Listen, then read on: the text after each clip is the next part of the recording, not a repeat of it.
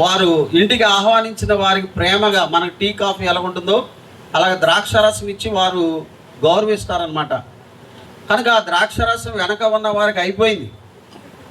ఇప్పుడు మన catering system అని ఇప్పుడు చూస్తున్నాం, కానీ కానా వివాహంలోనే క్యాటరింగ్ సిస్టమ్ ఉంది.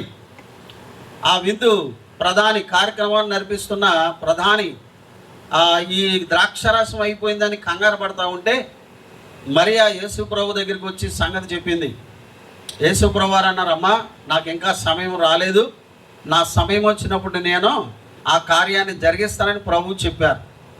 అయితే ఆ ద్రాక్షారసం అయిపోయింది, కానీ యేసు ప్రభు వారు అక్కడ ఉన్నారు కనుక నీళ్లను ఏం చేశాడు చెప్పండి, ద్రాక్షారసంగా మార్చివేశాడు. యేసు ప్రభు వారు సర్వశక్తివంతుడు కనుక, ఆయన మహిమగల దేవుడు కాబట్టి, మహోన్నతుడైన దేవుడు కాబట్టి, సర్వాధికారి అయిన దేవుడు కాబట్టి, ఆయన మాటలో శక్తి ఉంది కాబట్టి నీళ్లను 6 రాతి బాణలతో నింపండి, ఆ నీళ్లు పోయండి అని చెప్పినప్పుడు ఆ నీళ్లు ఏమైనా చెప్పండి, మధురముగా, అంటే మొదట వడ్డించిన ద్రాక్షరసం కన్నా తర్వాత వడ్డించిన ద్రాక్షరసం చాలా మధురంగా ఉందని తాగిన వాళ్ళు చెప్పారు. దేవుడు ఘనమైన కార్యాలు, గొప్ప కార్యాలు, ఆశ్చర్య కార్యాలు, సూచక కార్యములు చేయువాడు. యేసు ప్రభువారు శరీరధారిగా వచ్చిన తర్వాత చేసిన మొదటి సూచక క్రియ ఈ కానా వివాహములో నీటిని ద్రాక్షారసంగా మార్చటము.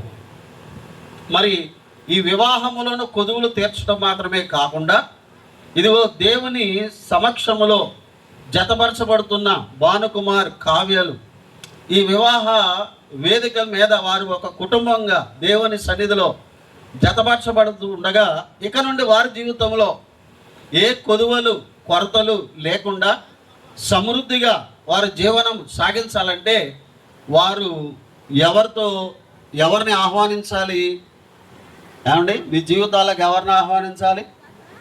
పెళ్లిలోకి ఆహ్వానించలే, కానీ ఈ కుటుంబంలోనికి ఏం చేయాలి? యేసు ప్రభు వారిని ఆహ్వానించాలి.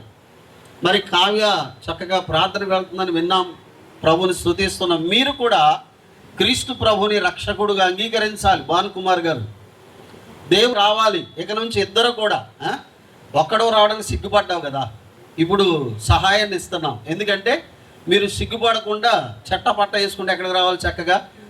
ఈ కుటుంబంలో ఏ కుటుంబంలో అయినా ఖచ్చితంగా ఏముంటాయి చెప్పండి? కొదువులు ఉంటాయి కదా. పెళ్ళైన మనకి అనుభవం, వీళ్ళు ప్రారంభంలో ఉన్నారు, మనం కొంత ప్రయాణం చేసాం కాబట్టి వివాహం అయిన తర్వాత పరిస్థితులు ఎలా ఉంటాయి మనకు కొంత అవగాహన ఉండదు. కాబట్టి మన కుటుంబంలో అయినా ఈ కుటుంబాల్లో అయినా కొదువలు ఉండక తప్పవు. కానీ ఆ కొదువలు తీర్చబడాలంటే మొదట స్థానం ఎవరికి ఇవ్వాలంటే ప్రభు అయిన యేసుక్రీస్తు వారికి ఇవ్వాలి. ఒకవేళ పెండిలోకి మీరు వచ్చారేమో, కానీ మీ హృదయంలోనికి యేసు ప్రభువుని ఆహ్వానించకపోతే ఇప్పుడైనా యేసు ప్రభువుని మీరు ఆహ్వానించండి. మీ జీవితంలో ఎలాంటి అద్భుతం జరుగుద్దో నేను ఇప్పుడు చెప్తాను. ఇప్పుడు యేసు ప్రభువుని ఆహ్వానించడం వలన అక్కడ ఏమైంది చెప్పండి? ద్రాక్షారసం అయిపోయిందంట. అయిపోయిందని దేవుడు ఏం చేశాడు? మళ్ళా ఫిల్ఫిల్ చేశాడు. ఇక్కడ ద్రాక్షారసం అంటే అక్షరార్థంగా మనం పానీయం చేసే ద్రాక్షారసమే, కానీ దైవ గ్రంథంలో ద్రాక్షారసానికి మూడు సాదృశ్యాలు దేవుని వాక్యంలో మనం జ్ఞాపకం చేసుకుంటాం.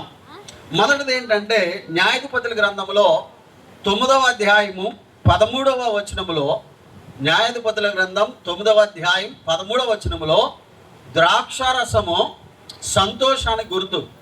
దేని గురించి చెప్పండి? ద్రాక్షారసము సంతోషానికి గుర్తు. మరి కుటుంబాల్లో ప్రారంభ దినాల్లో సంతోషం ఉంటుంది. భార్యాభర్తలుగా జతపరచబడిన తర్వాత కొద్ది కాలం సంతోషంగా ఆనందంగా వారు సాగిపోతారు. కానీ కొద్ది రోజులు వెళ్ళేటప్పటికి కొంచెం బాధపడుతుంది. కాబట్టి కొంచెం ఏం దూరం అవుతుందంటే సంతోషం అనేది దూరం అవుతుంది. వాస్తవంగా భౌతిక సంతోషాలు, శరీర సంబంధమైన సంతోషాలు ఇవి టెంపరీ, తాత్కాలికమే. కానీ దేవుడిచ్చే సంతోషం అది మన యొద్ద నుండి ఎవరు కూడా తీసివేయలేని సంతోషం.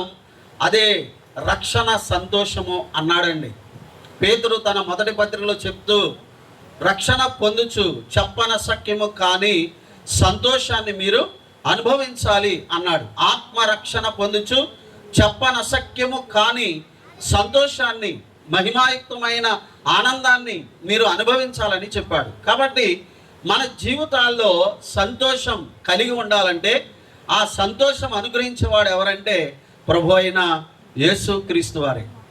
శిష్యులతో ఆయన కొంత పరిచర్యకు అప్పగిస్తే వారు వెళ్ళినప్పుడు దయ్యాలు వెళ్ళిపోయి రోగాలన్నీ బాగుపడతా ఉంటే వారు చాలా సంతోషించి యేసు ప్రభు దగ్గరికి వచ్చి గొప్పగా చెబుతున్నారంట ఆ మాటలు. అయితే యేసు ప్రభు వారు ఏమన్నారంటే, దయ్యాలు పోతున్నాయని, రోగాలు బాగుపడుతున్నాయని మీరు సంతోషించకండి, మీ పేర్లు పరలోకములో జీవగ్రంథములో ఉన్నాయని మీరు సంతోషించండి అన్నాడు. దేని బట్టి మన సంతోషం? ఈ లోకంలో డబ్బు ఉండొచ్చు, పోవచ్చు, అధికారాలు ఉండొచ్చు, పోవచ్చు, బంధుమిత్రులు కొంతకాలం ఉండొచ్చు, పోవచ్చు. లోక సంబంధమైన సంతోషాలు తాత్కాలికమైనవి, కానీ ప్రభు అనుగ్రహించే ఆత్మ సంబంధమైన సంతోషం అది మన యొద్ద నుండి ఎప్పుడు ఎవడు తీసివేయలేనిది. అది నిత్యమైన సంతోషం. ఎప్పుడు దొరుకుతుంది? యేసు ప్రభు వారిని మీరు ఇన్వైట్ చేసినప్పుడు మీ జీవితంలోనికి, ఆయనతో మీరు సహవాసం చేసినప్పుడు రోజు మీకు ఎలా ఉంటుందంటే సంతోషం అనేది మీరు చూస్తారు. రెండో మాట జ్ఞాపకం చేస్తాను.